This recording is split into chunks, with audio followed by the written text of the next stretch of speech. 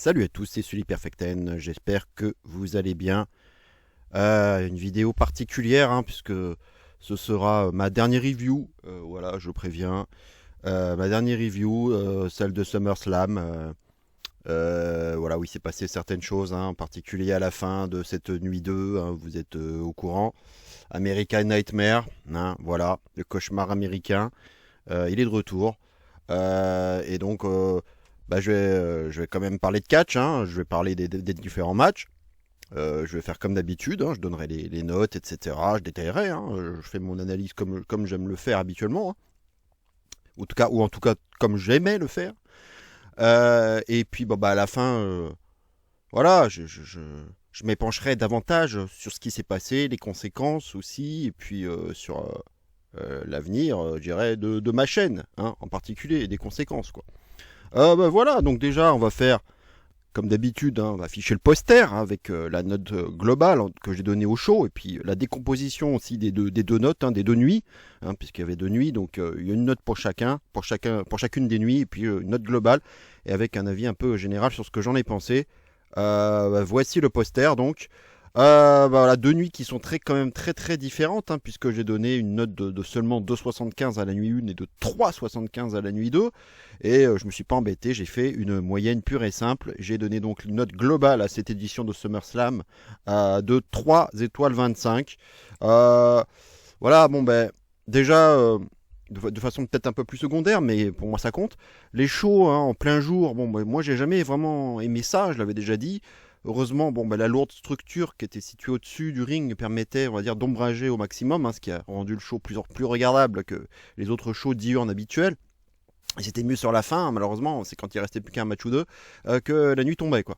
Et en termes de décor, j'ai pas aimé SummerSlam, que j'ai trouvé très minimaliste pour ne pas dire sinistre, sans aucun effort de personnalisation, comme on peut le voir par exemple à Mania. Une scène et une rampe grisâtre d'une grande sobriété, et surtout cet empilement de 4 écrans géants séparés par des rails là que je n'ai pas trouvé du plus bel effet, rendant notamment certaines images même loufoques, avec par exemple l'épée de McIntyre ou bien les colonnes de Gunther là complètement décalées à chaque fois. Donc bref, c'était vraiment moche. Un ensemble que j'ai trouvé donc laid et puis sans aucune identité, ne me donnant pas l'impression de regarder le plus grand show de l'été, quoi. Euh, et puis j'en reviens à ce que je déplorais dans mes pronostics, dans ma vidéo précédente. La décomposition à chier de ces deux nuits a forcément a joué énormément dans la notation. C'était carrément, c'était couru d'avance, quoi, que la note de la nuit 1 allait être bien inférieure à celle de la nuit 2, quand on voit là, les différences. La carte était vraiment pas hypante sur la nuit 1. La nuit 2, il y avait tous les matchs intéressants dans cette nuit 2. Les matchs à stipulation étaient tous dans la nuit 2. Et c'était que des matchs de championnat en plus.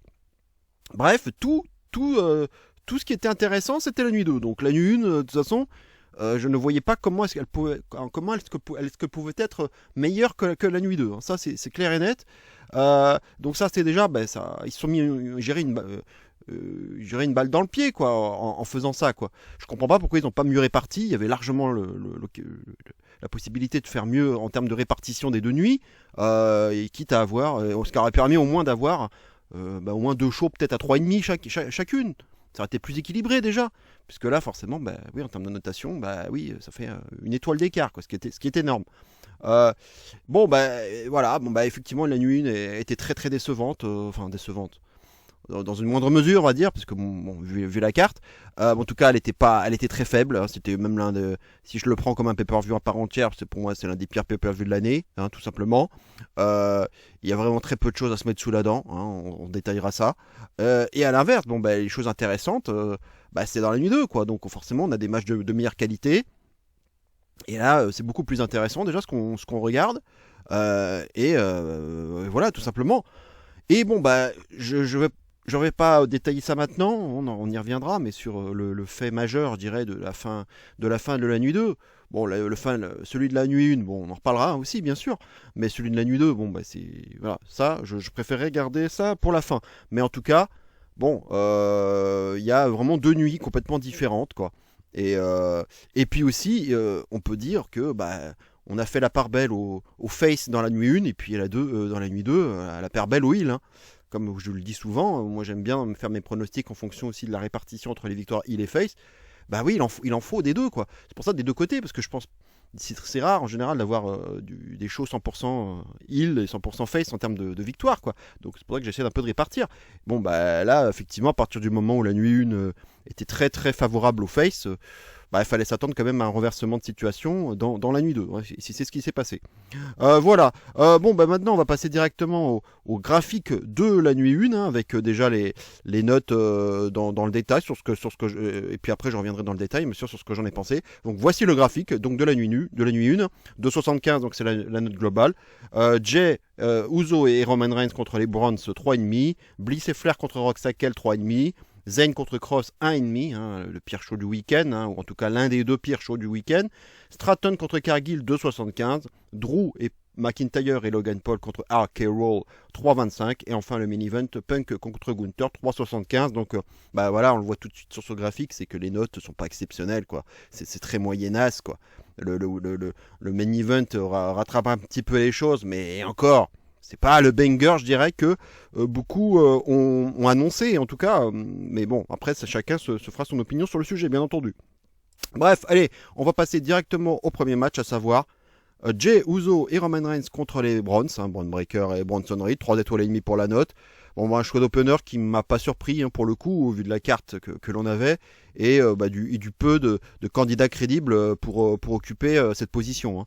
Le match commence très mal avec Jay qui se permet de refaire son entrée en plein match. Bon, déjà que ce segment me saoule à chaque édition d'Euro, le faire en plein match de pay-per-view m'a encore plus saoulé.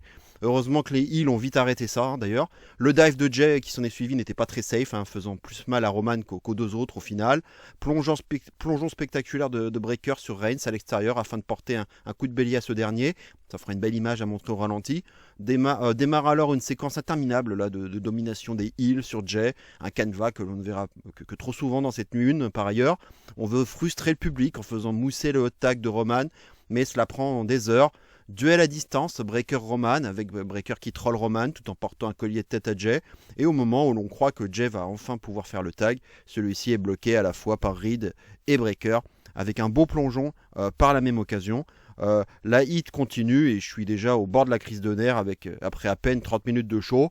Le tag de Roman interviendra finalement après 7 longues minutes de hit, hein, quand même, ce qui est colossal en soi. Roman arrive à prendre le dessus sur Breaker, puis réalise un dive pour le moins audacieux, hein, façon Taker, en sautant par-dessus la troisième corde sur les deux heels. La réception se finit bien, mais on était quand même à deux doigts de la catastrophe, hein. Roman aurait pu retomber sur la tête et on peut souffler quand même une fois que l'on verra Roman se relever. Mais comme si cela ne suffisait pas, Bronson Reed va à son tour nous faire peur en plongeant à sa façon sur les deux faces à l'extérieur. Cette fois-ci, c'est le nez de Reed qui aurait pu prendre cher, hein, mais à nouveau, plus de peur que de mal. Breaker enchaînera avec une belle clothesline pour faire passer Reigns par-dessus la table des commentateurs. C'est son move fétiche depuis quelques temps, hein, désormais. Les heels porteront ensuite sur Jay le mythique finisher des Steiner Brothers, hein, l'oncle et le père de Braun Breaker, bien évidemment. Roman contrera une nouvelle tentative de spear de Breaker à l'extérieur par un Superman Punch suivi d'un gros spear contre une barricade qui va s'écrouler et qu'on aura vu venir à des kilomètres. Au moins, bon, ce n'était pas la barricade habituelle, hein, cela change un peu, dirons-nous. Le tsunami de Reed est contré par un Superman Punch de Reigns, suivi d'un 1D de Jay et de Reigns à la manière des Usos ou bien des Dudley Boys. Mais Breaker viendra briser le tombé. Belle mise en avant de Breaker ensuite, hein, les trois autres étant allongés au sol. Il est le seul debout et provoque la foule, affichant beaucoup d'attitude et d'ambition à la fois. Arrivera un spot intéressant ensuite, où Braun va porter un spear à Roman après que celui-ci ait repoussé Jey Uso, hein, se sacrifiant pour son équipe au final. Sacrifice nécessaire qui permet à Jay de revenir dans le match en repoussant Breaker d'un super kick et en portant un spear à Reed, suivi d'un Uso Splash sur ce même Bronson Reed pour la victoire. Donc victoire des Faces qui ne surprendra pas grand monde, je pense, hein, le grand retour de Reigns in-ring dans un pay-per-view de Big Four, le tout accompagné de son cousin, qui est l'un des gars les plus over de la compagnie. Ça ne pouvait être qu'un moment feel good pour bien lancer le show. Mais la moralité, c'est que les baskets de Roman, qui avaient été volées à Raw par Bronson Reed, sont toujours du côté des heels après ce match, hein. Donc je n'ai pas trop compris l'intérêt, l'utilité de ce vol de basket, hein, parce que personnellement je pense qu'ils auraient largement pu se passer de toute façon de toute cette partie-là, hein, qui n'apporte rien à l'histoire. Quant à l'évaluation du match, j'ai donc mis 3,5 à ce match, hein. C'est une note correcte pour un match pas exceptionnel. J'aurais même pu deviner cette note avant même qu'il n'ait commencé, car je n'attendais pas plus en termes de notation. La mise en route m'a paru bien trop longue avec cette phase de domination des heels pour faire mousser le tag de Roman. La seconde partie qui suit le tag de Roman est meilleure, mais s'appuie essentiellement sur quelques spots un peu clinquants, au détriment de l'histoire racontée. La mise en avant de Braun Breaker est à souligner, et je pense que c'était la bonne chose à faire au vu des espoirs placés en lui, qui semblent très élevés de la part de la compagnie. Le Roman contre Breaker sera inévitable à un moment donné. Roman au final ne m'a pas donné l'impression d'avoir fait grand chose, passant pas mal de temps inactif. Son dive à haut risque et son spear contre la barricade étant les deux seuls faits majeurs que je retiendrai de sa part. Est-ce que Jay qui fait le pin est une bonne idée? Là, pour le coup, je ne pense pas.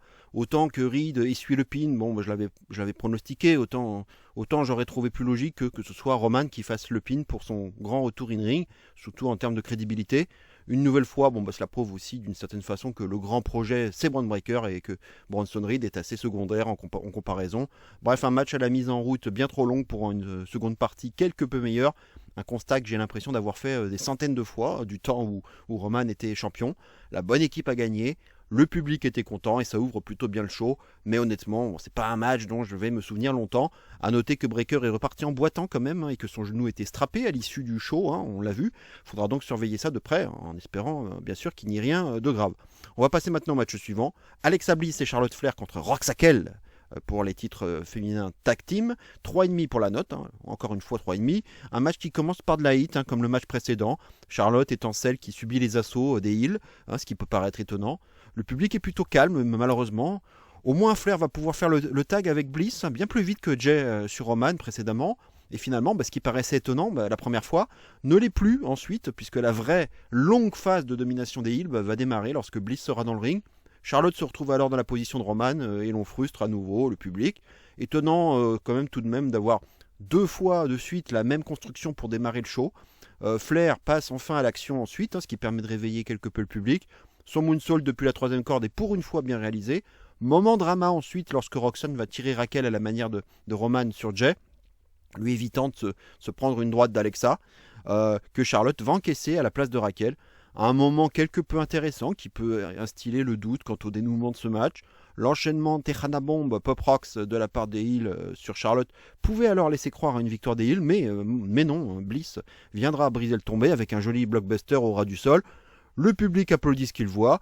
Alexa est alors sur le point de porter son sister Abigail à Roxanne, mais elle voit Flair derrière son dos qui va se charger de Raquel avec une big boot, même si avant cela on pouvait aussi se demander si Flair n'allait pas se venger sur Alexa en portant une big boot sur elle au lieu de Raquel.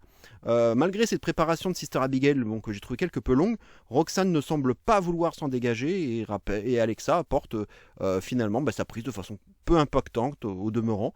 Bliss et Flair deviennent championnes par équipe. Voilà, là encore, ça surprendra peu de monde, tant ce fut attendu. Le public est globalement satisfait, mais on a tout de même cette impression d'avoir vu coup sur coup 2 matchs assez similaires quand même, avec 2 matchs tag, des heels qui dominent pendant un long moment, histoire de faire mousser le haut tag, le moment sacrifice de Roman, qui pourrait être d'une certaine façon comparé au moment sauvetage de Roxanne sur Raquel, et enfin la victoire des Faces pour le moment feel good, quoi. Pour le moment feel good, pardon. Je mettrais pour le coup davantage en avant le match féminin par l'instant drama entre Bliss et Flair, qui permettait au moins de raconter quelque chose, ce qu'on n'a pas particulièrement vu entre Roman et Jay, ce qui n'était de toute façon pas nécessaire de faire.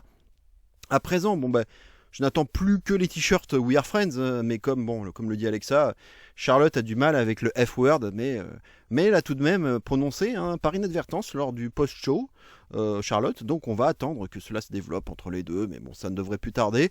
Les deux se sont d'ailleurs fait un hug après le match, et même durant le post-show, à la demande du public. L'équipe, même si elle ne faisait pas partie de ma bingo list en 2025, comme l'a dit Charlotte, est globalement convaincante auprès du public et permet à Charlotte d'avoir sa pop et de gagner en humanité, sortant du traditionnel carcan de la Queen qu'on n'a que trop vu dans le passé.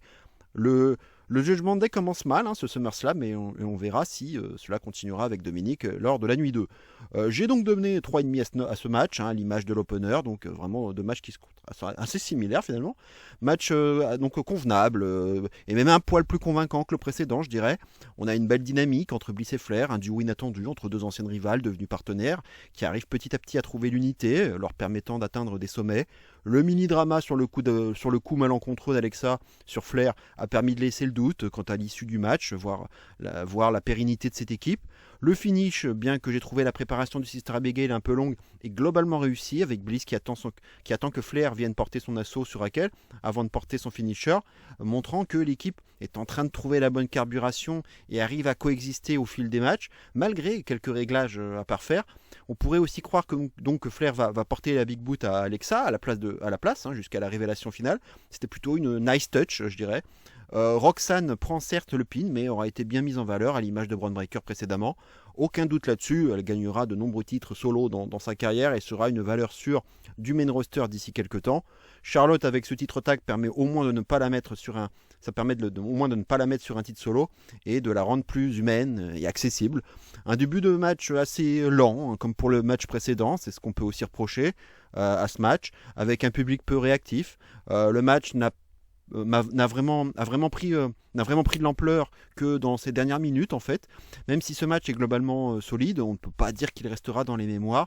C'était correct, agréable et bien exécuté dans l'ensemble, mais sans véritable moment d'exception en dehors de la misco et de la séquence finale. Reste à voir si cette équipe improbable va fonctionner sur la durée, c'est la grande question que l'on peut se poser. Bref, un match pas forcément marquant, mais tout de même réussi pour ce qu'il devait être. Mais son placement n'est peut-être pas des meilleurs, car le fait de la coller avec le tag match de l'opener va à mon avis beaucoup susciter des comparaisons, chose qu'on aurait moins risqué d'avoir si ce match avait eu lieu bien plus tard durant le show. On va passer maintenant au match suivant, Karrion Kross contre Sami Zayn. Eh oui, seulement 1,5 pour ce match. A noter donc qu'une petite stipulation avait été ajoutée à Raw au sujet de ce match. J'avais pas pu vous en parler à ce moment-là dans ma vidéo prono. Enfin, une stipulation du moins, si l'on peut dire. À savoir que si Kross gagnait, Sami devait admettre que Kross avait raison sur le fait que Sami soit une mauvaise personne. Alors que si Sami gagnait, Kross devait admettre qu'il avait tort donc, au sujet de Sami. Bref, une stipulation qui n'avait pas grand intérêt et on en aura eu la confirmation après le match. Bizarrement, ce match va démarrer sans bénéficier d'un quelconque vidéo package d'avant-match, même si, on va pas se le cacher, niveau build-up, ce match était très pauvre, n'avait franchement pas sa place à SummerSlam, on le constatera d'ailleurs en regardant le match. La seule chose sympa à voir avec Kross, c'est son entrée, comme le disait Adam Cole en son temps, mais une fois que la cloche sonne, on n'a plus que nos yeux pour pleurer. Les souplexes de Kross sont toujours aussi dangereuses, me faisant frissonner à chaque réception de Sami sur la tête. Le public est assez calme et je peux le comprendre. On revit alors la scène de la barre de fer donnée par Scarlett à Kross comme lors du match précédent à Raw. L'arbitre est distrait, mais Sami évite le coup de barre de fer, enchaînant avec un Blue Thunderbomb duquel Kross va se dégager. Le moment suivant sera sans doute le seul un peu intéressant du match, avec Scarlett qui dépose la barre de fer au pied de Sami pour le tester une ultime fois et montrer au monde entier qu'il n'est pas si gentil qu'on ne pourrait le croire. Finalement, sans grande surprise, Sami va jeter la barre de fer hors du ring, porter son explodeur dans le coin et finir le boulot avec un Helluva Kick dans le plus grand des calmes. Voilà, Sami wins lol. Tout ça pour ça, j'ai envie de dire. Et d'autant plus qu'à aucun moment, je n'ai vu cette pseudo-stipulation être mise en application, puisqu'on voit Sami dire à Kross « We are done » et s'en aller, laissant Kross sans voix, seulement faisant un oui là de la tête. Tout ça pour ça, en fait, je le répète, mais oui. Cette croûte de 8 minutes a donc pris place à SummerSlam, devant plus de 50 000 spectateurs, match qui n'avait strictement rien à faire là, et n'avait sa place qu'en weekly, au build-up en plus long, répétitif, et sans aucune profondeur narrative. Quand je me dis qu'un match entre Aleister Black et Damien Priest n'a eu lieu qu'à SmackDown et non à SummerSlam, me faites pas croire que ce match-là n'avait pas plus sa place que celui qu'on a eu ici, Bref, voilà, c'est ainsi. 1,5, c'est juste la pire note que j'ai donnée à un match de pay-per-view de la VVE cette année, même s'il y en a eu un autre après. Et très franchement, c'était plus qu'attendu. Match court, sans émotion, sans suspense, sans intensité, ni intérêt scénaristique. Rivalité sans intérêt, teasant un heel turn de Sami qui n'a au final jamais abouti. Et en même temps, vu que Sami vise le titre mondial et que le Rumble aura lieu en Arabie Saoudite, forcément il arrivera là-bas en babyface et sera le grand favori pour gagner ce Rumble. Donc il était quand même peu probable de voir Sami turner heel d'une part, et d'autre part perdre ce match en reconnaissant donc que Kross avait raison, et donc reconnaître que Sami était une mauvaise personne. Donc non, c'était pas possible. Karrion Kross, quant à lui, je crois que tout a été dit à son sujet. Il enchaîne les défaites, c'est un échec total dans toutes les situations possibles. Son in-ring est calamiteux et boring au possible. Sa petite hype là, récente lui a certes permis d'être à SummerSlam, mais cela n'en fait pas pour autant un catcheur incontournable qu'on a envie de regarder dans un ring, quoi. Bref, je vais être cash, mais il est temps d'en finir avec Kross, là, qui n'a pas sa place à la VVE. Apparemment, il est bientôt en fin de contrat, qu'on laisse filer en fait. On a tout essayé avec lui, ça fonctionnera jamais. Même s'il voulait le turn face là, après cette rivalité, il resterait le même catcheur boring qu'avant. Bref, il n'y a rien à sauver avec lui. Sami a perdu bien trop de temps avec cette rivalité d'attente avant le big push qui lui semble promis. Le micro moment là avec la barre de fer aurait pu quelque peu élever le match, mais n'aura servi à rien au final. Sans parler du non-respect total de la stipulation en plus après le match. Bref, une croûte absolue, l'un des pires, si ce n'est le pire match de pay-per-view de la VVE cette année. Personne en sort véritablement gagnant en plus. Mon seul moment de satisfaction fut quand le match fut terminé, car je me disais que cela signifiait aussi la fin de cette rivalité bien trop longue pour ce qu'elle a été. On va passer maintenant au match suivant. Jade Cargill contre Tiffany Stratton, donc pour le Women's Championship, 2,75 pour la note. Enchaîner une telle croûte avec ce match qui me donnait déjà des sueurs froides plusieurs semaines avant qu'il n'ait lieu, ne me mettait déjà pas dans les meilleures conditions. Cargill arrive aux couleurs de la Jamaïque, les origines de son père. À noter d'ailleurs, pour la petite anecdote, qu'elle est la cousine de Peter Cargill, qui est un ancien joueur de foot qui a participé notamment à la Coupe du Monde 98 en France, avec la Jamaïque. Et oui, ça c'est pour la petite anecdote. What time is it dira Stratton en début de match. J'avais envie de lui répondre It's boring time. Oui. Au moins, ne soyons pas médisants. Ce match n'aura duré que 7 minutes, ce qui est la bonne durée pour un match de Cargill, surtout en solo. Stratton va aussi y aller de son dive à haut risque, mais mieux contrôlé quand même que ceux de Roman et Reed. Belle Swanton Bomb ensuite de Tiffany, mais kick out de Jade. Jade portera ensuite plutôt bien son Eye of the Storm, l'équivalent d'un Torture Rack Powerbomb. Stratton va subir une souplex et contrer la seconde avec une Falcon Arrow assez rare de sa part. On dira que ce move a remplacé le End of Our Tech, qu'elle ne portera pas d'ailleurs durant ce match malheureusement. Petit Rana de Tiffy, histoire de continuer à montrer ses qualités athlétiques. Flip-flap arrière dans le coin ensuite et Alabama Slam, hélas porté avec très peu d'impact. Le Prettiest Moonsault Ever de Tiffany contré des deux pieds par Cargill et elle enchaîne avec son Jaded, mais de façon complètement insensée. Elle ramène elle-même Tiffany près des cordes et elle dépose même son propre pied sur la corde afin de briser le pin. Alors certes, c'est professionnel de sa part d'essayer de poser le pied de Stratton sur la corde, car étant de dos, elle a sans doute cru qu'il n'était pas bien positionné ce pied, et a donc essayé de le remettre discrètement pour provoquer ce brisage de pin. Mais hélas, ce fut tout sauf discret, et on aboutit à nouveau à cette situation ubuesque du même tonneau que lorsqu'elle a battu Asuka en finale du Queen of the Ring. Ce n'est franchement pas ce spot qui va redorer le blason de Cargill, car c'est le moins qu'on puisse dire. Nouvelle tentative de JD de contrer cette fois par Tiffy avec un roll-up. Choc slam appliqué de Jade, ensuite. Elle balance ensuite Tiffany dans le coin, mais pas suffisamment fort pour que sa tête ne percute le coin inférieur, chose qui aurait sans doute dû arriver initialement. Jade se prépare alors pour un Super Jaded, similaire à celui qu'elle avait porté à Naomi pour la battre à Evolution dernièrement, mais Tiffany va la contrer d'une belle manière avec une sorte de roulade avant, enchaînant rapidement avec son Prettiest Moonsault Ever pour la victoire. Alors pour le coup, là je suis agréablement surpris par le résultat, car à mon sens c'est plutôt une surprise de voir Cargill perdre, d'autant plus que cette défaite est clean.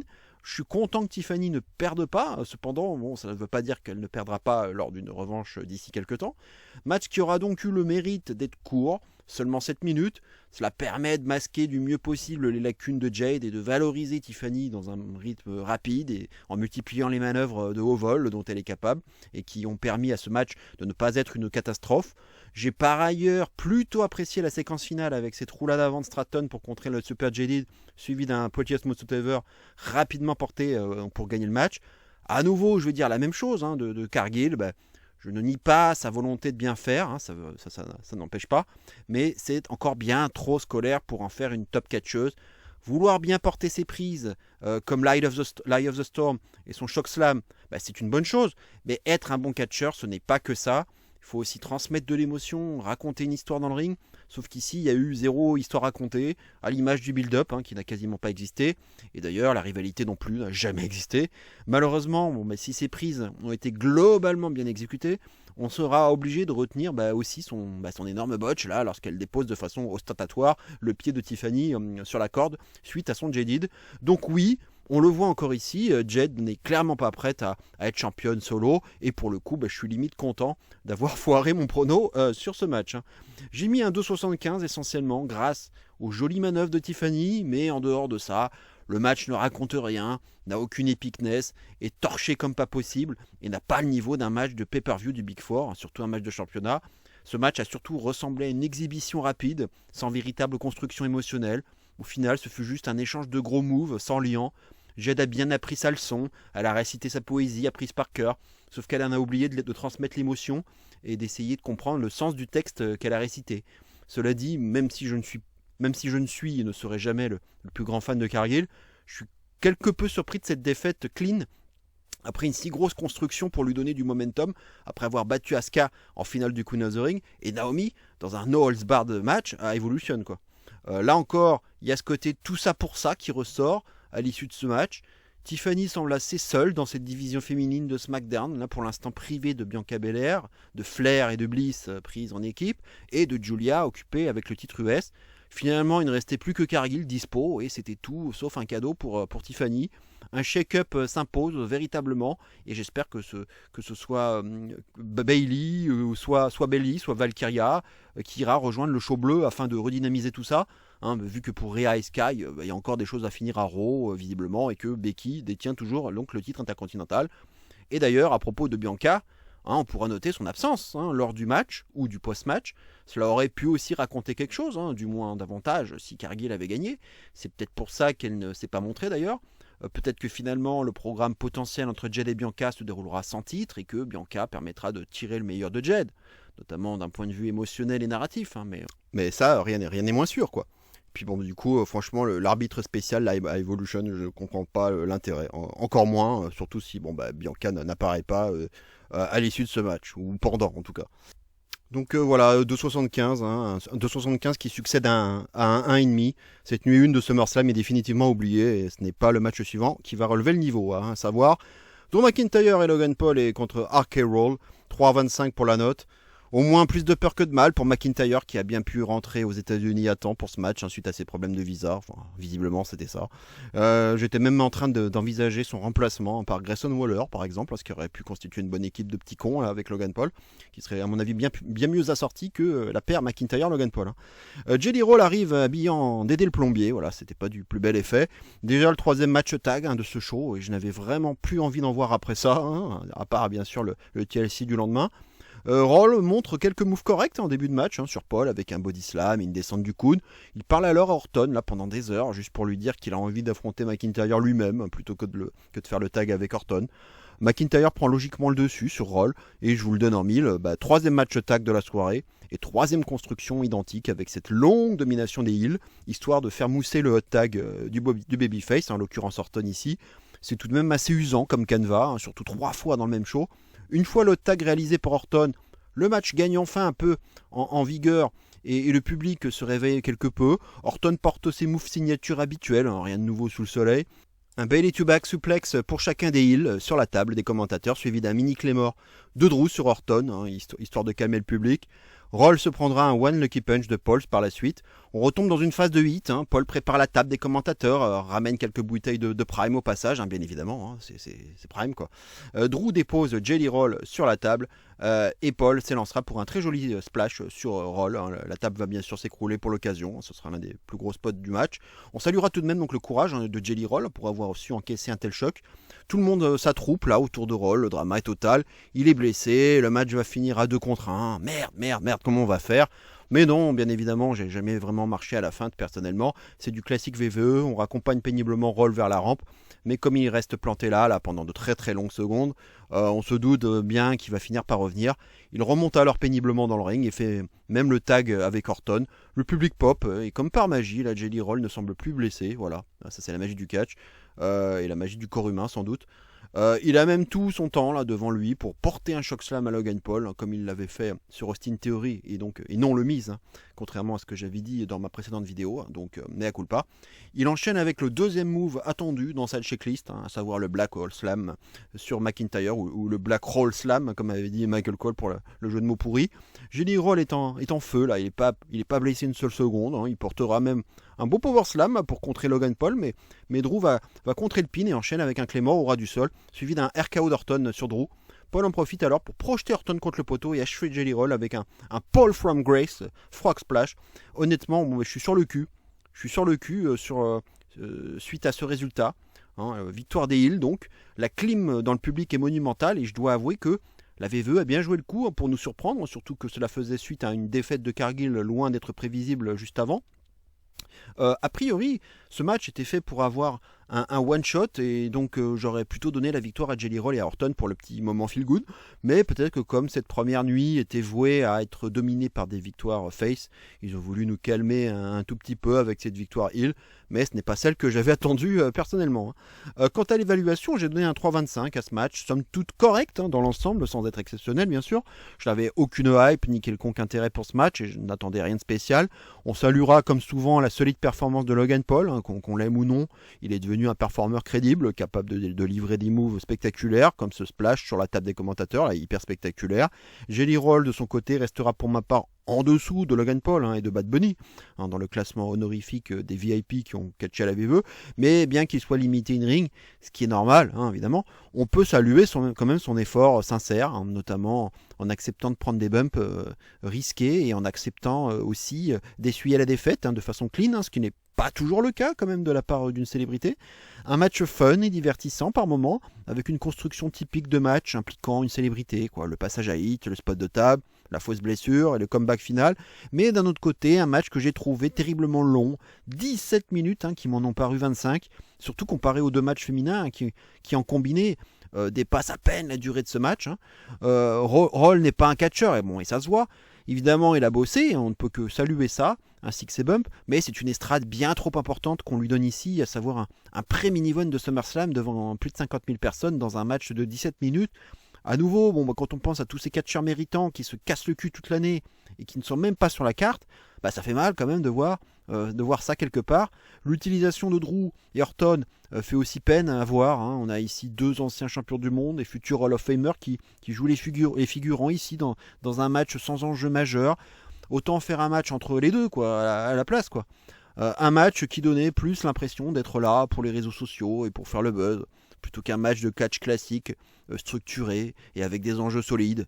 Et enfin, la victoire des Heels qui ne me semble pas particulièrement logique ici, comme si elle appelait à une revanche, sauf que je n'y crois franchement pas du tout. Bref, une note de 3,25 au final, plutôt clémente, pour un match quelque peu divertissant par moment, mais pouvant aussi irriter par certains côtés. Un retour au match de célébrité des années Vince, le public américain semble adorer, nous moins. On n'est sans doute pas la cible et cela se joue forcément aussi un peu dans l'opinion que l'on peut avoir de ce match. On va passer maintenant au match suivant qui est déjà le main event de la nuit 1, à savoir CM Punk contre Gunther pour le World Heavyweight Championship de Gunther, 3,75 pour la note. Punk va rapidement s'attaquer au bras gauche de Gunther. Même si je peux comprendre que ce bras gauche est utile pour porter sa sleeper roll, Punk aurait peut-être été plus malin de travailler son bras droit plutôt, celui que Gunther utilise pour porter ses atémies, mais sa stratégie peut se comprendre aussi d'une certaine façon. Mais forcément, le moment où Gunther va brièvement se réveiller lorsqu'il va sécher Punk avec un atémie porté avec son bras droit, du coup il valait peut-être mieux, vu ce moment-là, il valait peut-être mieux s'attaquer à ses deux bras à la fois en fin de compte. En tout cas, un match comme on pouvait s'y attendre, assez lent et basé sur la technique et la psychologie, assez old school donc. Toujours est-il que le travail au bras gauche de la part de Punk est bien réalisé, qu'il ne lâche pas son emprise durant les premières minutes de ce match. Certes, ces premières minutes sont dominées par Punk, mais à partir du moment où Gunther va reprendre l'avantage, là, sa domination sur l'ensemble du match sera quasiment sans partage, rendant même le match quasi unilatéral, hein, ce qui personnellement m'a spoilé le résultat du combat. Les atémis de Gunther sont impactants et Gunther contrôle le match avec beaucoup d'assurance, malgré un court sursaut de Punk qui ne changera rien au momentum du match. Gunther provoque le public et s'amuse littéralement avec sa proie. Il provoque même Punk en lui demandant de réagir, mais le sèche immédiatement avec un nouvel atémi dévastateur. Gunther est dur sur l'homme, hein, comme à son habitude, et provoque à nouveau son adversaire en lui portant un sharpshooter à la manière de Bret Hart, hein, l'une des idoles reconnues de Punk. Punk renversera ensuite la prise à son avantage, mais Gunther ira rapidement chercher la corde. On s'échange ensuite des coups, histoire de faire participer le public. Cela permet ensuite à Punk de revenir un peu dans la partie, mais se fera vite contrer par une pseudo-powerbomb de Gunther. On constatera d'ailleurs que toutes les powerbombs de Gunther auront été sans impact durant ce match, ce qui est bien dommage. Grosse plage de la troisième corde de Gunther, mais dégagement de Punk. Gunther s'amuse à nouveau avec sa proie. Punk paraît cuit, là il se traîne au sol. Le GTS est contré ensuite par Gunther. Le deuxième et donc la deuxième et la troisième powerbomb qui vont arriver ensuite ne seront pas non plus des plus impactantes, hein, donc comme je le disais. Le match est beaucoup trop facile pour Gunther et surtout c'est ça qui me gêne dans ce match, quoi. Il se permet même de poser derrière sa ceinture et de grimper sur la table des commentateurs. Cela permettra alors à Punk de lui balayer la jambe, ce qui m'a évidemment rappelé ce qu'il avait fait à McIntyre avant le cash-in de Priest à Mania 40. Ça permet ensuite à Gunther de se faire un blade job assez grossier quand même sous la table, quelque chose d'assez rare quand même sous l'ère Triple H et dont on est davantage habitué du côté de la EW. Gunther semble alors sonner. Punk revient alors avec davantage de rage, façon Rocky en quelque sorte, sentant qu'une ouverture est peut-être possible. La descente du coude façon Macho Man touche sa cible. Punk est prêt pour son GTS, mais se fait contrer par un sleeper hold de Gunther qui ne semble pas avoir de mal à porter, malgré le bras gauche endolori en début de match. Mais passons. Punk va tout de même se relever et réussir 2 GTS consécutifs. Voilà, Punk l'a fait, il devient champion du monde pour la première fois depuis un paquet d'années à la WWE. Le moment est beau et fort pour ses plus fervents supporters, mais comme je vous l'ai dit dans mon Manso Catch, je m'étais préparé à regarder les 2 mini-events de SummerSlam en me disant que le Burn It Down allait résonner. La célébration paraît en effet bien trop longue et plus les secondes filaient et plus on sentait la douille arriver. Et là, évidemment, Burn It Down! Voilà, c'est fait.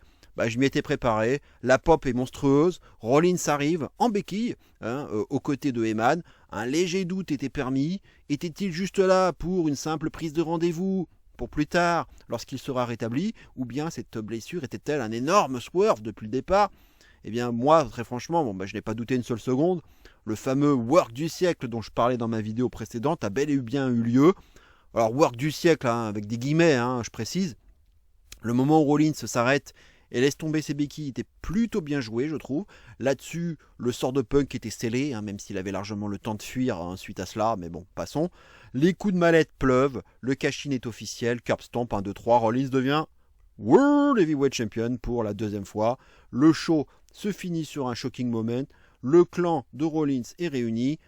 Punk aura été champion 5 minutes, ce qui est une belle ironie, évidemment, puisqu'il avait fait subir le même sort tragique à McIntyre à Mania 40. J'attendais d'ailleurs avec impatience le troll de McIntyre à ce sujet sur Twitter, et en effet, on y a eu droit dans une petite vidéo. Je vous invite d'ailleurs à la regarder si vous ne l'avez pas vue, c'est sur le compte de McIntyre. Le work est donc confirmé, j'en parlais dans mes pronos, et j'en avais même fait le titre de ma vidéo. C'est pour ça qu'en soi, je préfère mettre des guillemets à l'expression work du siècle, puisque la surprise n'est pas totale ici, contrairement par exemple au turn de Cena. Le cash-in en soi et sa réalisation m'ont semblé bon et impactant, et Rollins va devenir un Mr. Money in the Bank qu'on aimera revoir souvent, juste pour le plaisir de voir de quelle façon innovante il parviendra-t-il à cacher la prochaine fois, comme un Kofi à l'époque pour les Rumble, même si ça va être difficile quand même de lui donner la mallette 1 ou 2 fois de plus quand même, faut pas se le cacher. La façon qu'avait Heyman de rappeler sa longue blessure chaque semaine et le goût de Rollins pour le cash-in parfait ont fait que je croyais de plus en plus à ce work. Alors, certes, ça ne veut pas dire qu'il n'était pas vraiment blessé à la base, et en effet, il se dirait qu'il ne masquait qu'une petite blessure en réalité, mais dans l'esprit, ce cash-in surprise n'était pas une mauvaise idée en soi. J'en reviens juste à ce que j'avais dit dans ma vidéo précédente, c'est le problème potentiel de cohérence avec ce cash-in. Rollins a simulé sa blessure à Saturday Night Main Event 2 jours avant la victoire de Punk à Raw dans le Gauntlet match, un match qui lui a permis donc d'être challenger de Gunther à SummerSlam. Donc Rollins a simulé sa blessure sans savoir qui allait affronter Gunther à SummerSlam. Donc ma question, c'est de savoir si Rollins a simulé cette blessure uniquement pour tromper Punk précisément, ou bien pour tromper quiconque remporterait le titre. Parce que si c'est la seconde option, j'ai pas de souci avec ça, mais si c'est la première option, que c'est juste pour faire chier Punk, alors ça n'a strictement aucun sens, aucune cohérence. Parce que si c'était uniquement pour faire chier Punk, ça voudrait dire que Rollins était prêt à simuler une blessure pendant quasiment 1 an en priant pour que Punk prenne le titre le plus tôt possible pour enfin revenir et le faire chier, quoi. Donc non, franchement, je peux pas adhérer à cela, et j'espère juste que le but était de surprendre n'importe quel catcheur à tout moment dans les 11 prochains mois. Alors, je pinaille certainement un peu là-dessus, car on n'aura sans doute jamais la réponse, mais quand quelque chose cloche, d'un point de vue scénaristique, j'aime bien le signaler, et c'est comme ça que j'ai toujours procédé sur ma chaîne. Quant à l'évaluation du match, j'ai vu que ce match avait bien plu sur Cage Match, notamment dans l'ensemble, avec une note moyenne de plus de 8,5 quand même sur 10, ce qui me semble assez énorme par rapport à ce que j'en ai pensé. Alors attention, on est d'accord là-dessus, ce match fut de loin le meilleur de cette nuit 1, et encore heureux d'ailleurs, vu la pauvreté des matchs proposés avant ce main event. Il y a un style old school parfaitement assumé, à la Vader Sting ou à la Bret Hart Diesel dans sa construction. Punk joue le vétéran usé face au monstre heel arrogant et impitoyable, une histoire assez simplement racontée et qui fonctionne bien dans l'ensemble. Gunther, à force d'être arrogant, finit par le payer, transformant cette arrogance en faiblesse, comme lorsqu'il a perdu face à Sami Zayn ou à Jey Uso récemment, ou en tout cas il y a au moins 1 an ou moins que ça. Le blade job de Gunther, bien qu'un peu trop forcé et grossier, s'est révélé comme un véritable tournant dramatique, symbolisant la chute du titan invincible devenu lors un humain vulnérable. Comme ce blade job n'est pas si courant à la WWE, cela a amplifié son impact d'une certaine manière, dans le sens positif du terme. Le double GTS aurait peut-être pu être amené d'une meilleure manière. J'aurais préféré par exemple que le bras gauche, si longtemps travaillé par Punk en début de match, soit vendu durant le sleeper hold final, Punk profitant alors de l'ouverture pour porter ces 2 GTS. Du coup, ce long travail au bras gauche ne m'a pas semblé être d'une grande utilité dans la narration de ce match, c'est dommage. Et comme je le disais, il aurait été plus malin de travailler aussi le bras droit de Gunther à cause notamment de ses atémies dévastateurs ou même de ses lariats. Le cash-in de Rollins, bien que plutôt réussi dans l'ensemble, n'entrera d'aucune façon dans la notation de ce match, je tiens à le préciser.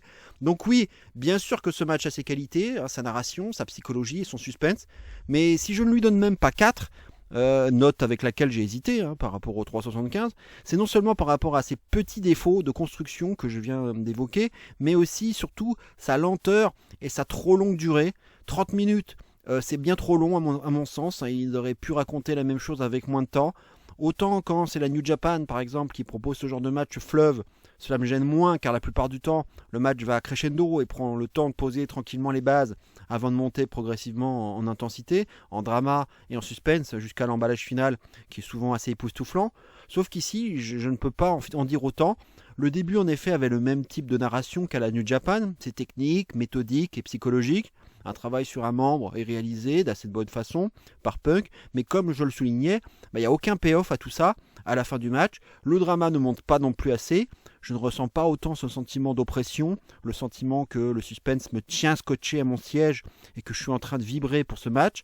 On a tout de même un schéma trop répétitif, avec un Punk qui passe les 3/4 du match au sol, archi dominé par Gunther les 3/4 du temps, affichant beaucoup d'arrogance et ne voulant définitivement pas apprendre de ses erreurs passées face à Jey et à Sami. Donc j'aurais aimé que Gunther gomme les faiblesses qui lui ont coûté ses 2 derniers titres et qu'il évolue finalement dans son personnage par rapport à ça. La lenteur pachydermique de ce match n'a franchement pas aidé, en particulier dans ses premières minutes. Et puis il y a la fatigue aussi de tout le show juste derrière. Il est quand même plus de 3h du matin en France à ce moment-là et ça n'aide pas non plus d'avoir ce genre de rythme. De plus, ce côté bien trop unilatéral, un Gunther qui domine ce match à outrance, se montrant arrogant et se faisant piéger, ça devient lassant à la longue avec les matchs de Gunther en pay-per-view lorsqu'il a un titre à défendre. Un twist plus subtil dans le déroulé du match aurait été salutaire. Du coup, comme je le disais tantôt, cette archi-domination de Gunther combinée à l'énorme clim qu'on a eu dans le match précédent m'ont fait dire en live que la probabilité de victoire de Punk serait très grande. Hein, ça aussi, cela contribue à une note quelque peu réduite, car un match où le suspense est réduit, d'autant plus un match à fort enjeu, ne peut pas récolter une énorme note, hein, du moins dans mon cheminement de pensée.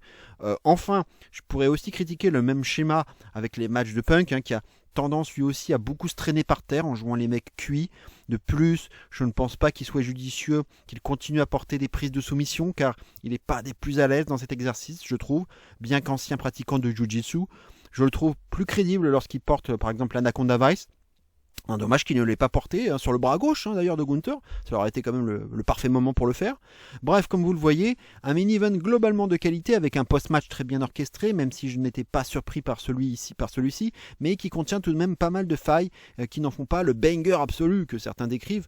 Pour moi, ce n'est même pas top 10 d'ailleurs des matchs de l'année à VVE dans le main roster, donc c'est donc dire à quel point ce match est perfectible. Quant au choix du cash-in par Rollins, on part donc sur la voie facile du Punk Rollins, considérant qu'en soi, ils en sont encore un partout dans leur rivalité, et qu'il y avait donc encore de l'unfinished business entre les deux.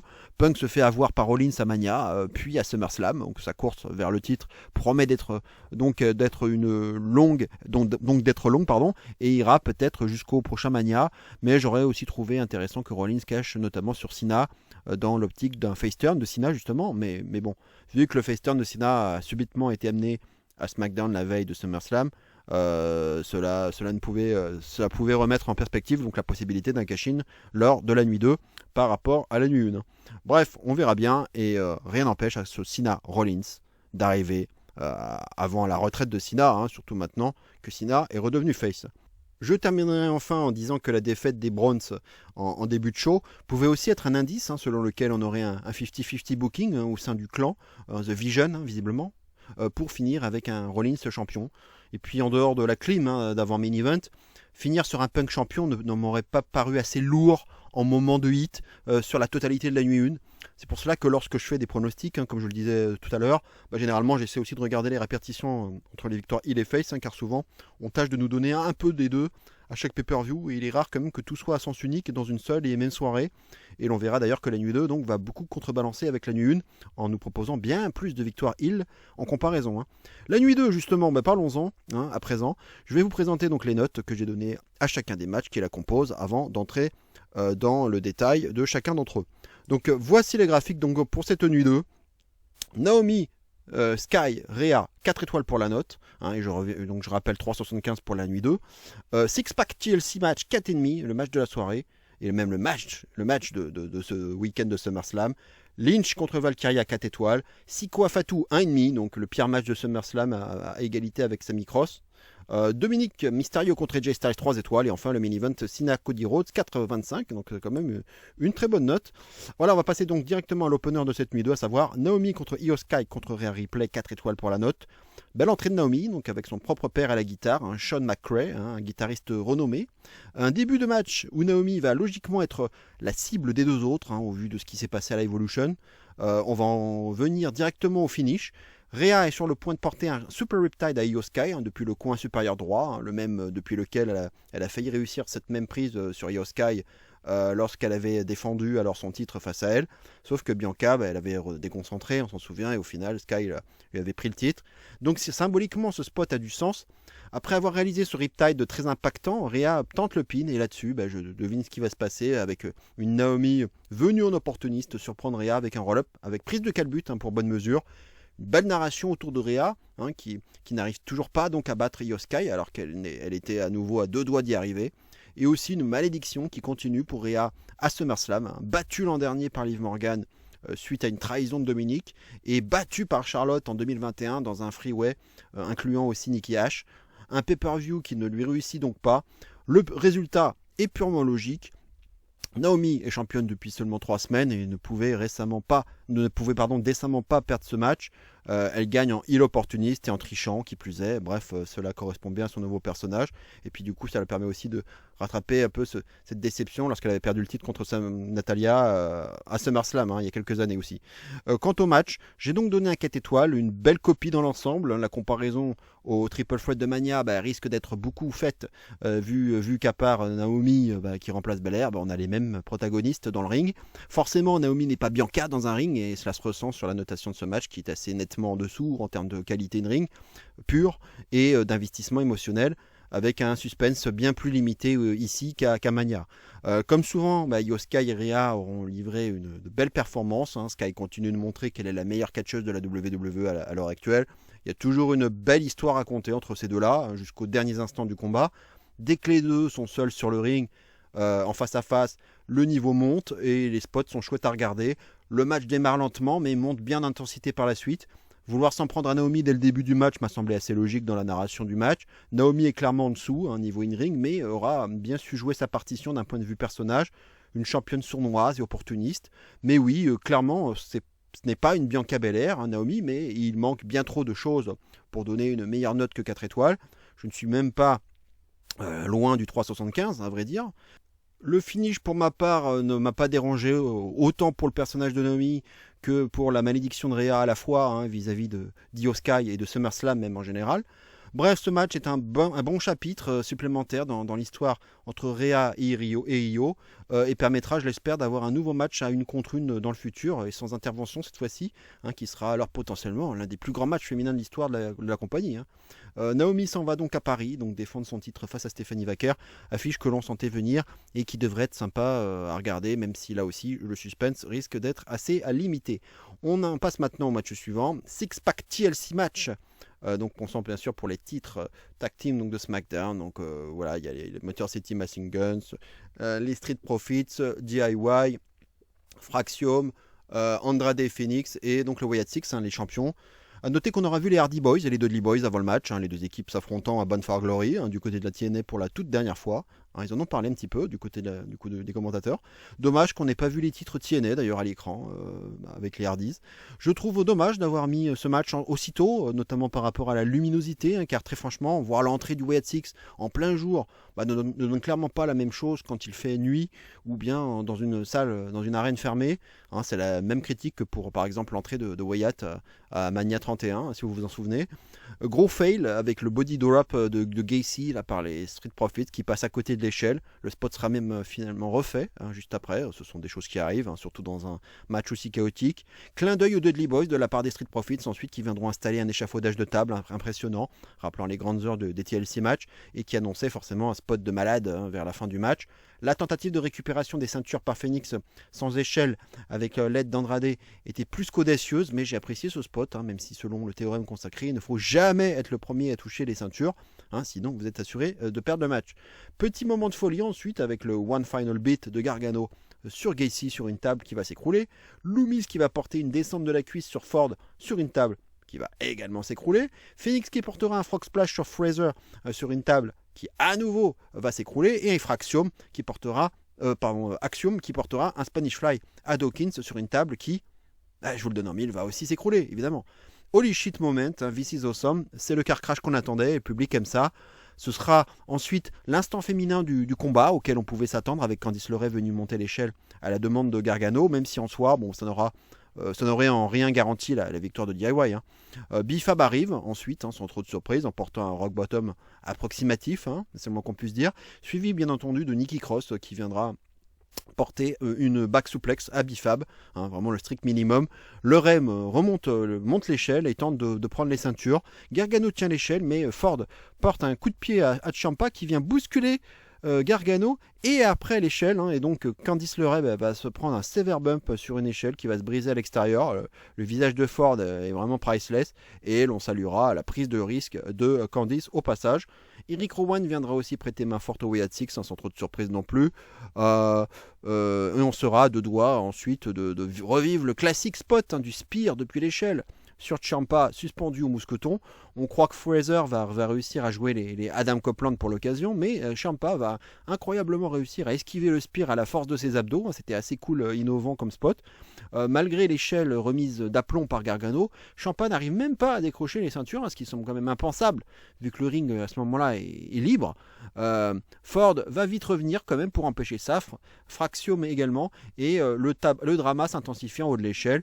Les MCMG ramenant aussi leur propre échelle. Uncle Audi intervient alors à son tour, c'était le dernier à pouvoir le faire, et c'est là qu'interviendra le gros spot d'échafaudage de table, hein, Audi poussant alors l'échelle sur laquelle DIY était placé pour venir durement se réceptionner sur l'échafaudage de table, hein, tout s'écroule ou presque.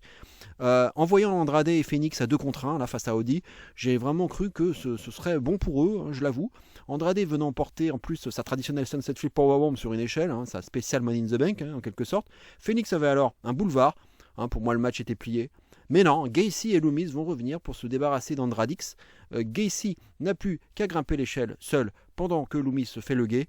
Le public hue. Les réactions sont très mitigées dans le stade. Le Wyatt Six finalement conserve ses titres. Donc d'un point de vue prono, j'étais resté sur Andradix, hein, j'ai vraiment cru avoir raison sur la fin. Il s'en est fallu vraiment de très très peu et le Wyatt Six est venu mettre une bonne clim dans le stade. J'ignore pour qui le public était véritablement, peut-être Andradix, peut-être les Profits ou Fraxium, mais ce résultat ne fait clairement pas l'unanimité et chacun se fera son opinion à ce sujet. Même si Gacy et Loomis ne détenaient pas ces titres depuis longtemps et que cela n'est pas scandaleux en soi qu'ils les conservent.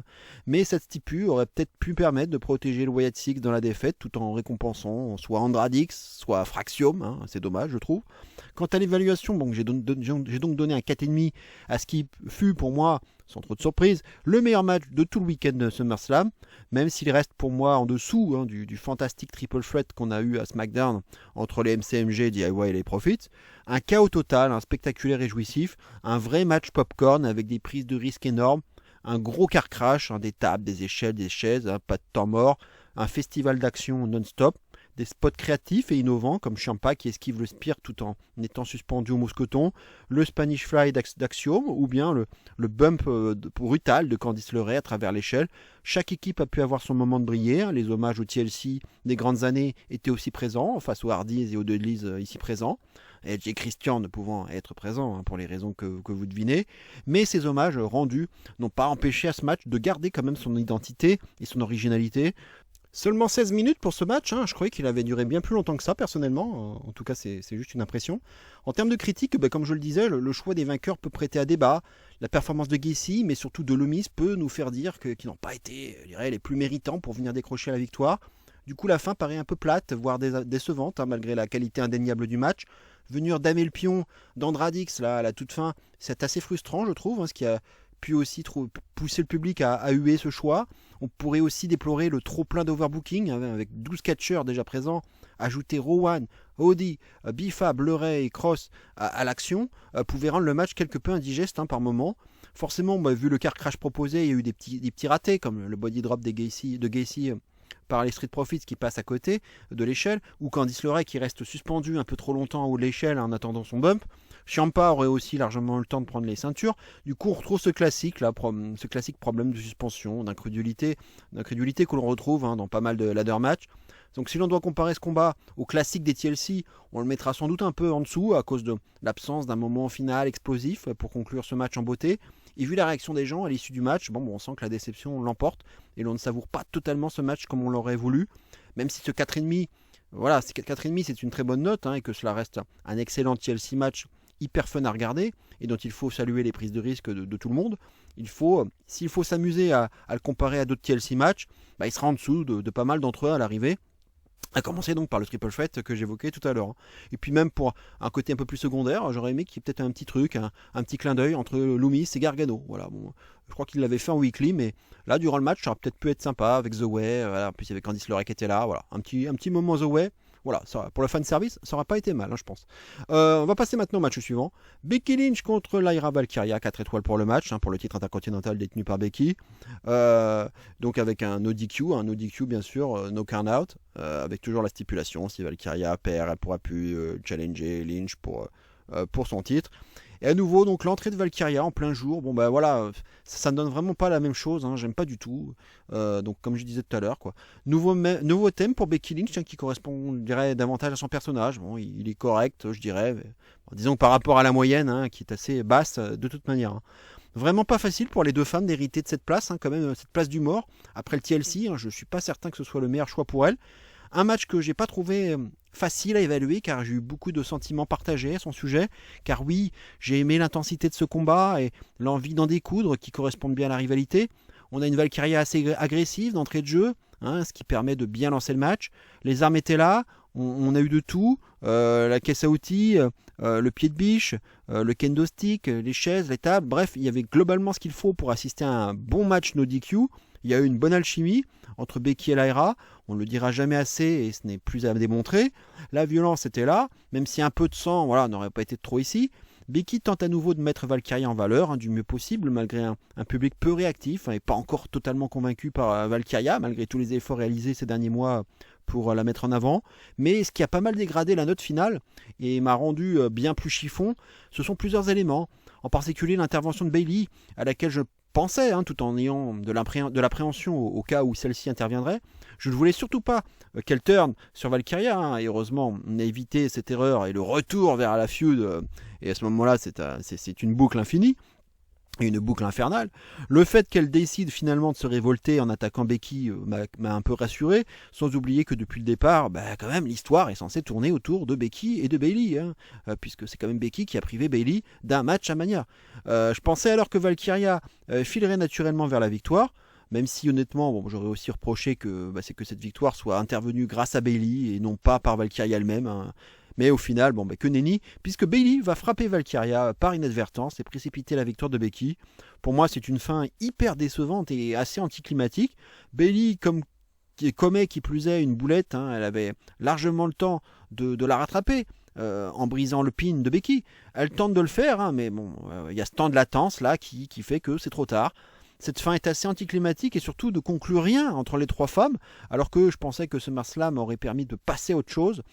Premièrement, la relation Bayley-Lyra va rester tendue à cause de cette boulette.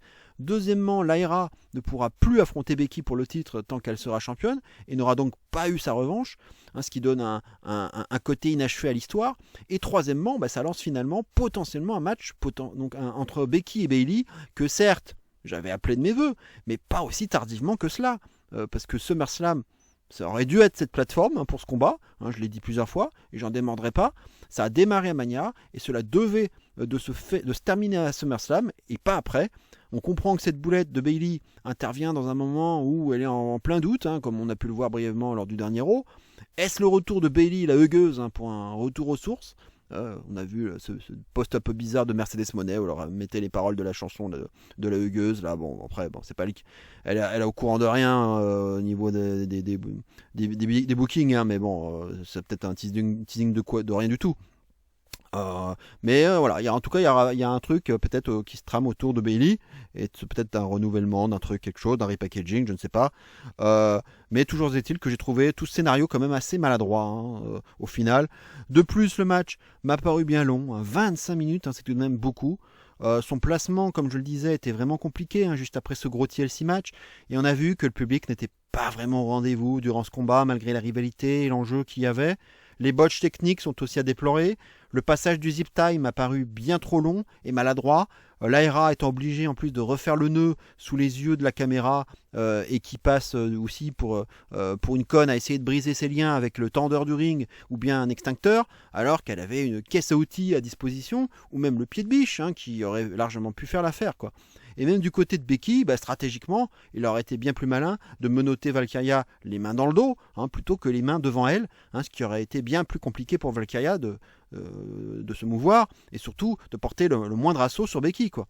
Au final, même la façon dont Valkyria rompt ses liens paraît étrange, elle essaye avec l'extincteur, ça passe pas, elle file sous le ring, et comme par magie, les liens ont disparu. Voilà, à croire qu'un technicien a été planqué sous le ring avec une paire de ciseaux pour l'aider, tant ce fut maladroitement exécuté. Et puis pourquoi continuer d'utiliser l'extincteur une seconde fois alors quand Becky est alors placée 5 mètres plus loin? Bref, tous ces pépins techniques, ces maladresses, pour ne pas dire ces idioties, qui cassent ta suspension d'incrédulité, le public amorphe et le finish plus qu'anticlimatique qui ne résout rien entre les trois femmes au lieu de passer à autre chose. Ce très bon match qui aurait mérité un 4,5 retombe à 4 étoiles. C'est une bonne note en soi, mais la déception risque de l'emporter au final et c'est bien dommage. Bayley aurait dû challenger Becky à SummerSlam, quitte à drafter ensuite Lyra du côté de SmackDown. Au moins en faisant cela, on passait vraiment à autre chose, c'est ce qui n'est pas le cas ici. On va passer maintenant au match suivant. Solo Sikoa contre Jacob Fatu pour le titre des États-Unis, donc détenu par Sikoa dans un steel cage match. Et oui, 1,5 étoile seulement pour ce match. Donc l'un des 2 pires matchs de ce week-end. Sikoa va finalement s'imposer donc en sortant par la porte grâce à l'aide de Tala Tonga. Voilà, bon, bah, ça va pas être très long cette review de match. N'y allons pas par 4 chemins, ce match c'était de la merde, voilà, tout simplement. Il n'y avait absolument rien à sauver. Le match est lent et boring comme pas possible, sans intensité, répétitif, sans violence crédible, ce qui est un comble pour un steel cage match. Le clan de Solo passe franchement pour des abrutis, sans personnalité ni charisme. Les MFT sont vraiment une sous-bloodline là, sans saveur. Il n'y en a pas un pour attraper l'autre.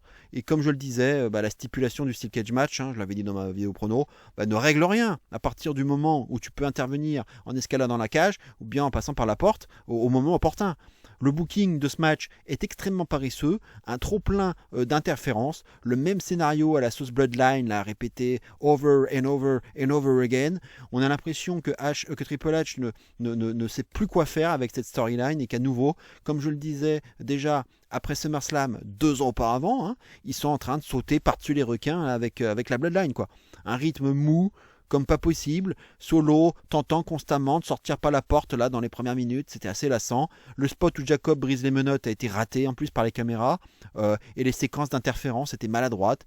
Et comme je le disais, les MFT sont de vrais idiots avec Tangaloa et Jesse Mateo qui se font avoir après le match là par Jimmy et Fatou. Le moonsault de Fatou depuis le haut de la cage sur les 2 MFT, c'est sympa à voir, mais le mal est fait, c'est trop tard, il fallait le faire pendant le match et pas après. Et enfin, ce qui m'a peut-être le plus énervé, c'est même pas la Bloodline de chez Wish, mais l'intervention de Jimmy, qui, je suis désolé, passe aussi pour un sacré idiot en pensant pouvoir se débarrasser des 3 MFTs à 3 contre 1 sans avoir pensé au moindre plan pour tenter de mener son attaque à bien.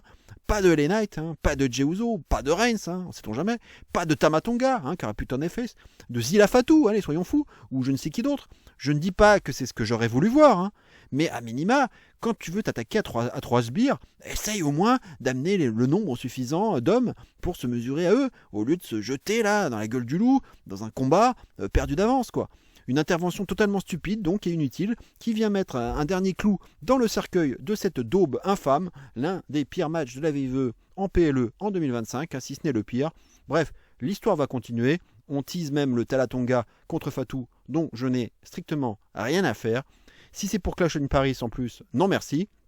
Au moins, je pense que la bonne personne a gagné, car les MFTs avaient besoin de gagner un peu en crédibilité, mais malheureusement, dans la façon de faire, ils auraient réussi tout sauf ça. Fatou mérite bien mieux que ça, et j'ai hâte qu'il récupère ce titre US pour feuder avec d'autres personnes que la Bloodline, mais j'ai déjà bien peur qu'on ne se tape tout ce beau monde lors du prochain Wargames. Allez, on va passer maintenant au match suivant, Dominic Mysterio contre AJ Styles pour le titre intercontinental détenu bien sûr par Dominic.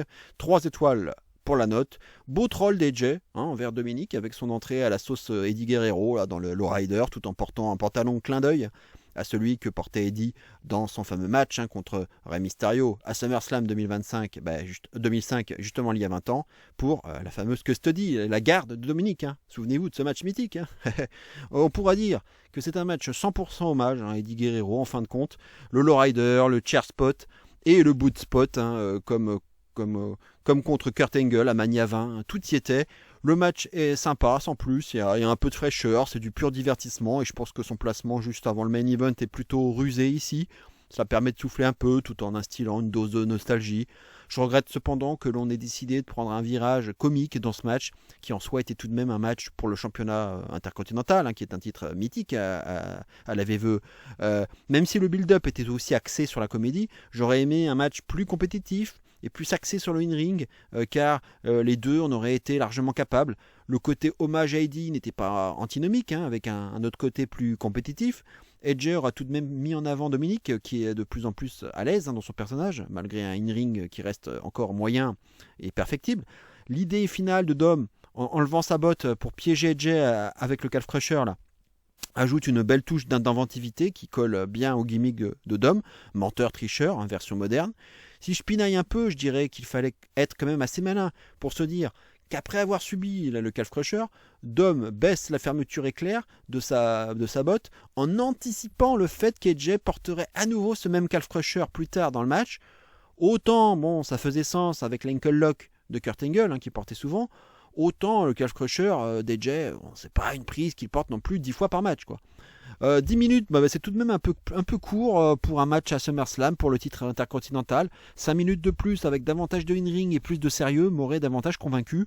L'utilisation de la botte comme arme n'a pas paru très impressionnant à première vue et pas assez crédible pour mettre KO AJ, j'ai trouvé. Personnellement, j'ai changé de prono en misant sur Dom finalement plutôt qu'AJ, hein, j'ai eu raison, car à nouveau je ne voyais pas assez de vainqueur heel en faisant mes pronos, et d'autre part on voit par exemple que Sheamus là il est en pleine feud avec Rusev, et du coup je m'étais demandé si le but c'était pas de faire monter Sheamus là qui batte Rusev, qui gagne sa feud et qui monte, afin donc de lui donner un dernier cadeau, hein, à savoir le titre intercontinental qui est donc le dernier qui lui manque, hein. Et puis Sheamus étant face, cela marcherait donc plus facilement s'il prenait le titre à Dom plutôt qu'à AJ quoi. Autant j'avais d'abord pensé que le dernier cadeau offert aux vétérans serait offert à AJ, autant finalement j'ai opté pour l'autre vétéran, à savoir Sheamus. Bref, en tout cas Dominique conserve son titre. Moi on aura un 50-50 booking au niveau du Judgment Day à SummerSlam. Bref, en tout cas on verra pour Sheamus si ça va se concrétiser ou non, ce fameux titre intercontinental. Et donc Dominique va pouvoir venir à la AAA avec le titre intercontinental et non sans. Hein, c'est aussi à souligner, et je pense que ça pouvait aussi se prédire quoi, parce que c'est bien de ramener le titre IC comme ça au Mexique. Dernière critique, hein, ce match était peut-être même trop centré sur Eddie Guerrero, hein, ce qui fait qu'on n'a peut-être pas eu le vrai visage d'AJ en particulier, hein, qu'un hommage soit rendu 20 ans après, il n'y a pas de problème là-dessus, mais cet hommage a peut-être pris un peu trop le dessus sur l'action elle-même, hein, ayant l'impression d'avoir vu un AJ cosplayé en Eddie Guerrero plutôt qu'un match qui raconte quelque chose de propre à AJ contre Dominique. Bref, un match qu'on oubliera assez vite, hein, je pense, et qui avait juste sa place à double titre, hein, les 20 ans du match entre Eddie et Rey Mysterio à SummerSlam 2005, et un usage, je dirais, plus de circonstances, histoire d'avoir un match breezer à placer en pré-main event avant le gros match qui nous attendait, à savoir donc John Cena contre Cody Rhodes, hein, 4 écarts pour la note. Beau petit message, hein, sur le titantron de la part de Cody Rhodes, là, reprenant une promo de Dusty avec les poids jaunes en arrière-plan, hein, le fameux polka dot. Une entrée bien plus réussie d'ailleurs que celle des motocross là, de Mania, que je n'ai toujours pas comprise à l'heure actuelle. En tout cas, à partir du moment où Rollins avait déjà caché la veille, ça foutait déjà en l'air, moi, tout mon plan, là, toute l'idée que j'avais de cash-in de Rollins sur Cena, ou bien d'insertion dans un freeway, afin de faciliter le face turn de Cena, et de faire passer et le clan de Rollins et Becky Lynch du côté de SmackDown. Voilà, ça c'était toute mon idée, mais évidemment, ça s'est pas du tout passé comme ça, hein. Je suis obligé de revenir quand même sur le face turn surprise, donc, et l'incompréhensible de Cena à SmackDown 2 jours avant le pay-per-view, hein. C'est lent pour de bon. L'opinion selon laquelle ce heel turn aura bel et bien été un échec total, hein, car à moins d'un énième twist à l'issue de SummerSlam, hein, celui d'un faux face turn, d'un heel turn de Cody ou du retour du duo Travis Scott-The Rock, je ne voyais vraiment pas comment on pouvait encore sauver ce heel turn du naufrage. Et au final, on verra que ce face turn en était bel et bien un, hein, et que Cody est aussi resté face. On a donc un Cena qui n'est plus là pour ruiner le catch, et qui va faire ce qu'il faut pour livrer un gros combat compétitif à Cody, comme il lui avait demandé. En bref, le Cena des grandes heures. Et alors je ne vais pas m'amuser à faire un full play-by-play, hein, sur ce match, car ça n'en finirait pas. Et puis le match a tout de même duré 37 minutes 42, hein, ce qui est juste énorme et plus qu'excessif. En tout cas, même si on a un face contre face ici, Cody sera largement hué, hein, durant ce match, et il est assez aisé de voir pour qui roule le public. On notera que Cody va porter un pile driver à Cena, c'est assez étonnant, mais cela prouve qu'il est prêt à tout pour s'imposer. Mais du coup, Cena a pu reprendre le match, hein, comme si de rien n'était. Je croyais que le pile driver c'était un move dévastateur, hein, celui qui avait mis Randy Orton sur la touche pendant des mois, mais je dois me tromper sans doute, hein. Cena va porter un code red, hein, chose qu'on n'avait pas vue depuis des lustres, hein, qui rappelle un peu son superbe run de champion des États-Unis, hein, celui que j'ai préféré d'ailleurs personnellement de toute sa carrière. Le double A sur la table des commentateurs fait aussi assez impressionnant à voir, hein, notamment au ralenti. Il a tout de même fallu attendre une bonne vingtaine de minutes, hein, quand même, hein, moment où l'on est allé dans le public, avant d'avoir cette légère impression quand même de regarder enfin un vrai street fight, hein, car jusqu'à maintenant le match était tout de même assez sage, avec aucune arme utilisée. Et encore, quand je dis street fight, hein, je suis généreux, hein. Le passage sous le stage avec Cena, là, qui remonte par la trappe avec Cody inanimé sur ses épaules, était plutôt marrant et visuellement soigné, même si on ne saura hélas jamais comment Cody s'est retrouvé inanimé. La façon dont Cody se relèvera là comme par magie là en venant dans le ring, c'était quand même assez déconcertant.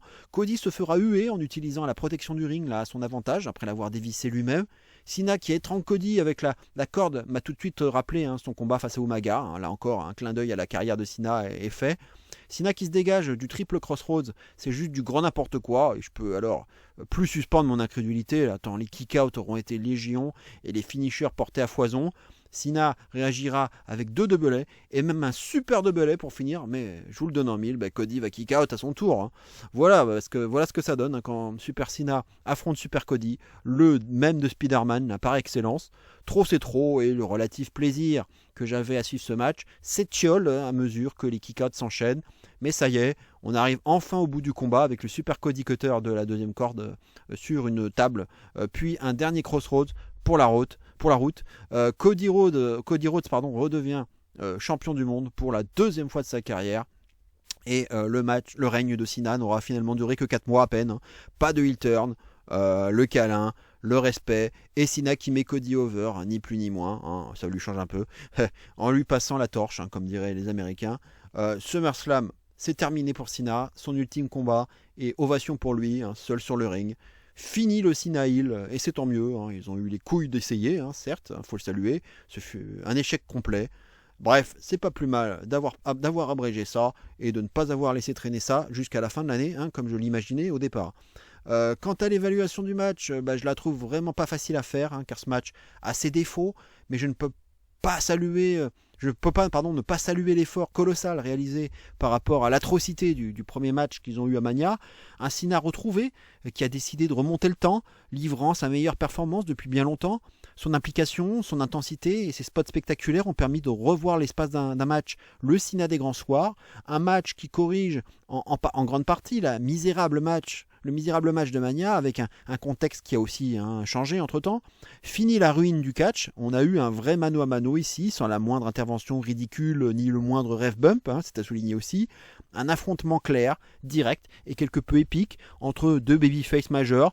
L'ambiance y était, qu'on le veuille ou non. Le match avait des vibes de gros main event de SummerSlam, des main events de SummerSlam d'antan. Le spot du Cody Vader là était aussi fun à regarder et plutôt original. Un combat qui a permis de passer le flambeau de la meilleure des façons à un Cody qui gagne proprement, sans low blow, ni heel turn, ni coup de ceinture. Maintenant, oui, ce match a aussi ses défauts, et c'est pour ça que je ne dépasserai pas 4,25. Sa durée abominablement longue de près de 38 minutes. On pouvait largement en retirer 10-15, je pense, ce qui aurait évité la lassitude du dernier tiers du match. Et évidemment, ma critique principale, c'est le spam de finisher qui frise le ridicule.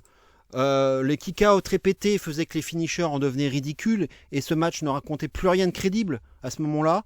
Bref, un match plus ramassé, avec moins de finishers portés, un peu plus d'émotion et de psychologie, tout en conservant le clin d'œil au Cena des grandes heures, aurait permis, je pense, d'obtenir un 4,5 minimum et un candidat peut-être pour être le match of the year à la VVE, ce qui ne sera finalement pas le cas, selon moi. Et pour en finir avec les critiques, on peut donc déplorer ce face turn éclair donc de Cena 2 jours avant le match, qui pouvait déconcerter au moment d'aborder ce match, mais qui une fois que le match a eu lieu, n'a pas trouvé véritablement sa justification, puisque Cena n'a pas returné heel derrière, et Cody est resté face lui aussi.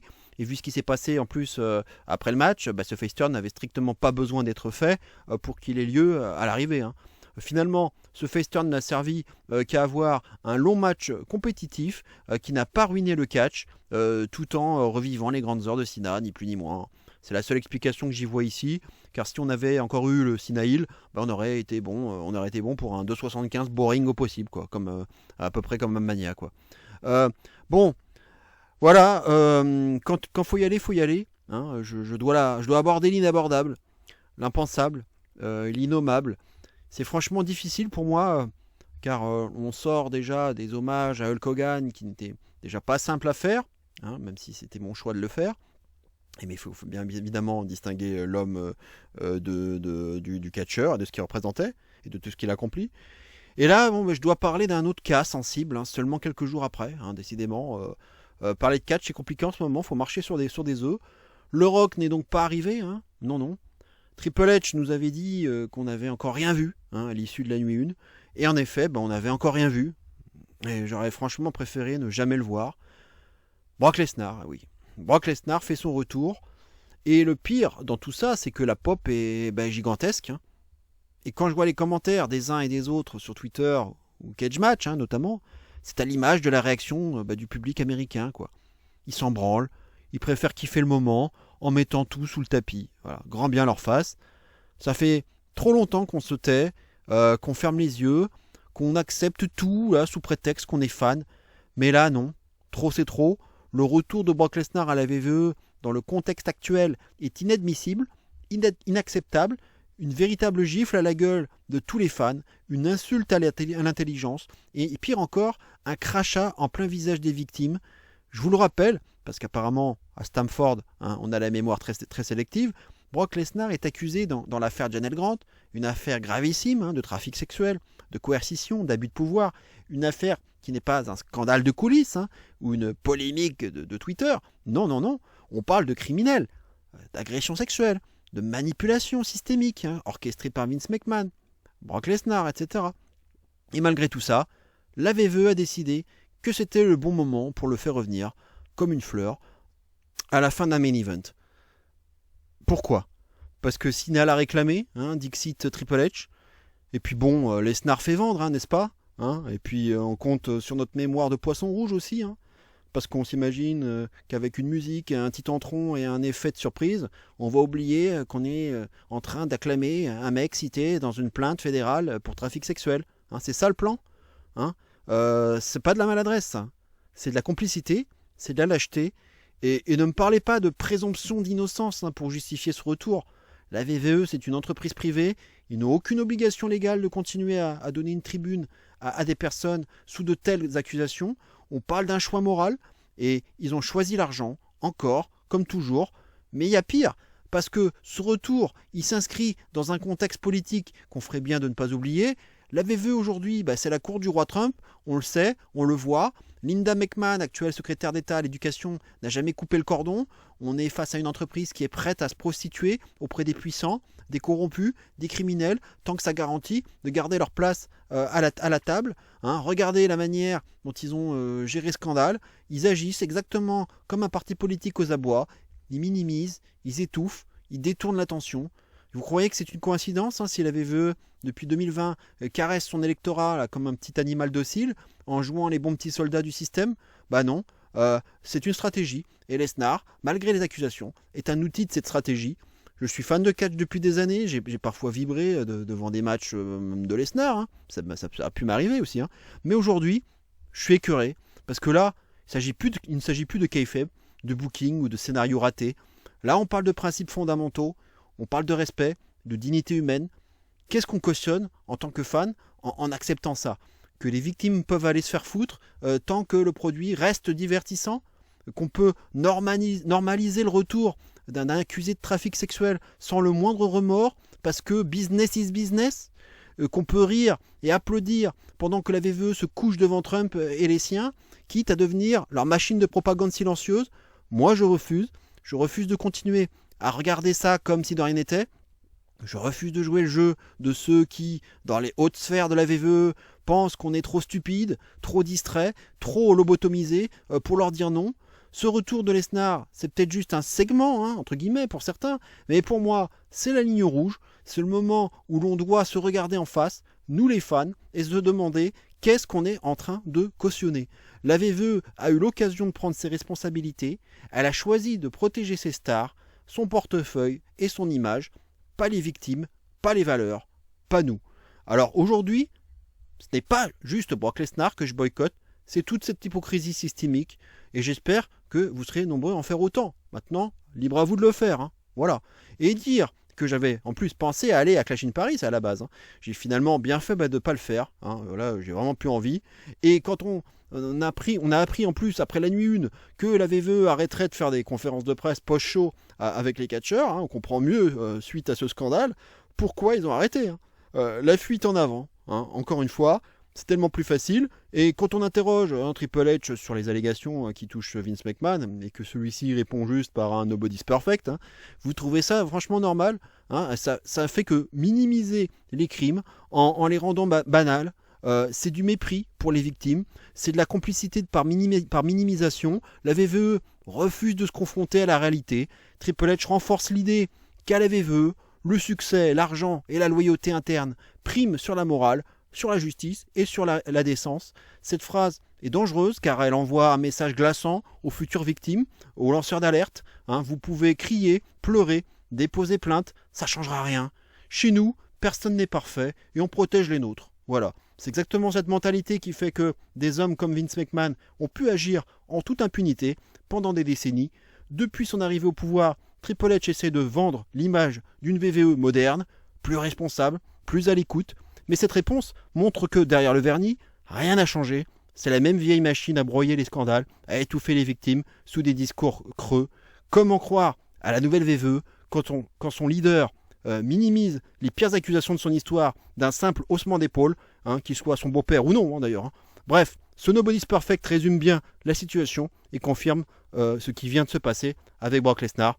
On insulte les victimes, on ridiculise les fans et surtout, il prouve que la VVE n'a pas tiré la moindre leçon. Franchement, quelle tristesse. Moi qui aurais aimé vous parler de Clash in Paris et des prochains shows, mais là, voilà, je ne me sens honnêtement pas à l'aise pour continuer à faire des pronostics et des reviews de pay-per-view d'une compagnie, donc comme la VVE, comme ça, comme si de rien n'était. Je ne sais plus du tout, à l'heure actuelle, ce que sera l'avenir de ma chaîne. J'en suis arrivé à ce point-là. Le catch ne se résume heureusement pas qu'à la VVE. Je pourrais toujours vous parler d'autres choses.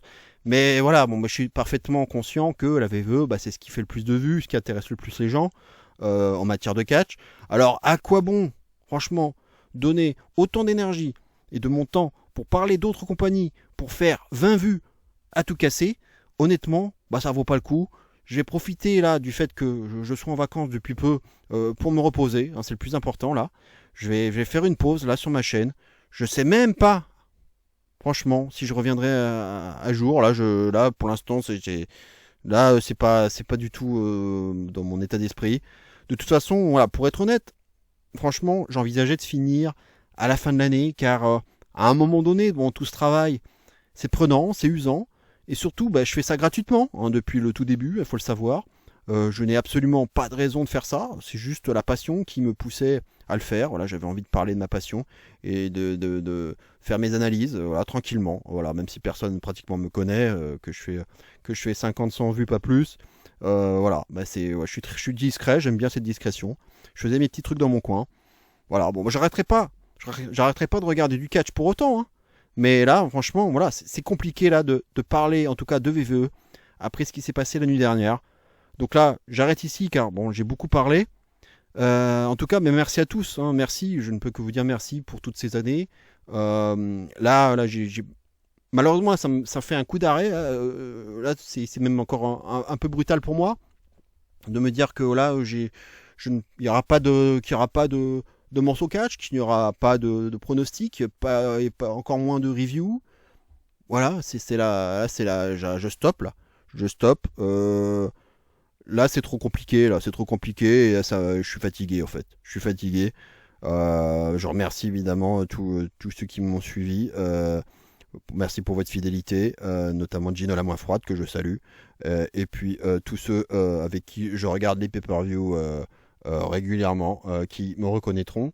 Voilà, ça va me faire du bien. Voilà, maintenant je vais rester un fan un peu plus discret. Je discuterai, je débrieferai les shows avec mes collègues, mais voilà, je ne ferai plus de vidéos et c'est aussi bien pour moi, voilà, pour garder un peu d'énergie parce que comme je vous le disais, c'est beaucoup de travail. Là, je vous donne un petit exemple là. Je suis dessus depuis 10h à peu près du matin et ça fait 10h donc que je suis en train de faire ça.